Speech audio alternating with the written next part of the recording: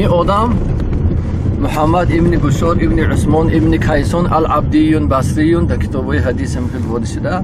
این کس استادی یکی از شیخ‌های امام بخاری، امام ترمذی، ابن ماجه، همه حدیث‌های سته صاحباش همین آدم حدیث جمع آوری کردگی. این آدم اصلا اصل بصره، بعد در زمان خلافت عرب عمرو ابن العاص و قتیبه ابن مسلم در رکاب کدام همونا همین موارنه به آمدگی در همینجا خاک شدگی. این کس اصلا عباسته، چون همین آدم خودش محدث، همین محمد بشارا در بسته زندگانی میکنن. در کتابای حدیث لقبشان بندار به همون آدم گفته میشود که وای حدیث های همون دیاره، همون شهر و پرگی از خود کردگی باشد. امام بخاری وقتی که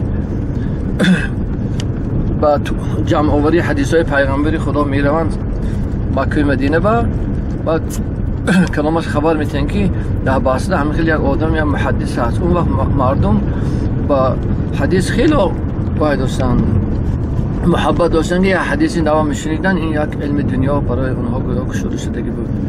و یک رفیقشان میگون امام بخاری گفته نزد همین محمد بشارا میبرد. وقتی که میرن این در کتاب هست این گپای من، وقتی که میرن سلام میکنن و میگن که تو اما رفیقشان میگه که این آدم نزد شما حدیث آموزی آمده است، حدیث شنیدنی. میگن این کیست؟ میگن این از کجا است؟ میگن از ماورالنهر است. اون از ماورالنهر باشه چه پیش ابو عبدالله نرفتی؟ میگن این بچه خودش ابو عبدالله، همون امام بخاری نامشون ابو عبدالله محمد ابن اسماعیل بخاری نامشون. ما میخیزن امام بخاری محمد بشارا از جایشان میخیزن، بیا این نور چشمانم، من تو را سالها امیدوار بودم. چشمان در راحت بودوتا از پیشانی هستی و امام بخاری یک بوسه میزنن. و چند وقت امام بخاری در حلقه درسی محمد بشارا می ایستن، اونجا حدیث می آموزند. اکثر از این کس امام ترمذی بسیار روایت کردن حدیثه. لیکن اگر نگاه کنید بسیار مخزنای کافتیم خیلی آمدگیشان اینجا معلوم نیست.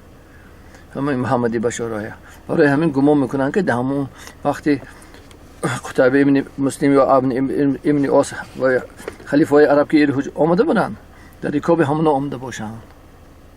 اصلا اینجا کیو زندگی میکردن؟ اینجا به سعودی ها زندگانی میکردن. این قلعه هاشون هست، قلعه هاشون هست اینجا، آرکئولوژا گفتگی قلعه هاشون هست. من اینجا هم قلعه رنج میگن یا رنج میگن. من اینجا یک سرزمین قبرستان هاشون، حتی یک تا اتنوگراف همین دیار ما بودن، من گفتن رفته گفتگو کردم که همون آتشدانی که در اونجا آتشاشون دائما فروزان هست، هم دائما کفته یافته دیدم گفتگی بودن. نه ممکن رسماش برده باشن در لنینگراد. اصلا یه آتش پرست بودن؟ ها آتش پرست بودن. زردشتی بودن؟ باید زردشتی باشن. آتش پرست زردشتی میشن دیگه. بله. اصلا شما زردشتی چه خیلی میفهمین؟ اگه زردشتی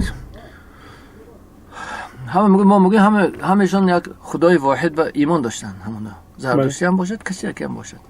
درباره پیغمبری زردشت آدم اختلاف میکنه، لیکن پیغمبر خدا 124,000 پیغمبر گذشتگی. همه اونا در قرآن 24 نفرشون یا 25 نفرشون هست. ممکن زردشت هم پیغمبر باشد. ما مثلا اون بدی نداریم. یک پندای خوب دارن، گفتار نیک، رفتار نیک، پیندار نیک. همه چیزا یا چیز خلاف قرآن نیست. نه که طرز عبادتشون نمیدونم چی باشه. اون وقت البته اگر که این نماز روزه که ما شما با این طرز و با این ترتیبی که حاضر وجود دارد بعد از پیغمبر خدا باید شد شکل گرفت. اون پیش نبود. اونا هم البته عبادت میکنن، یک کون میشنن یا که خداوند به چک یاد میکردن، به قلبشون به اندیشهاشون درباره خداوند فکر میکردن. آفرین شو دنیا.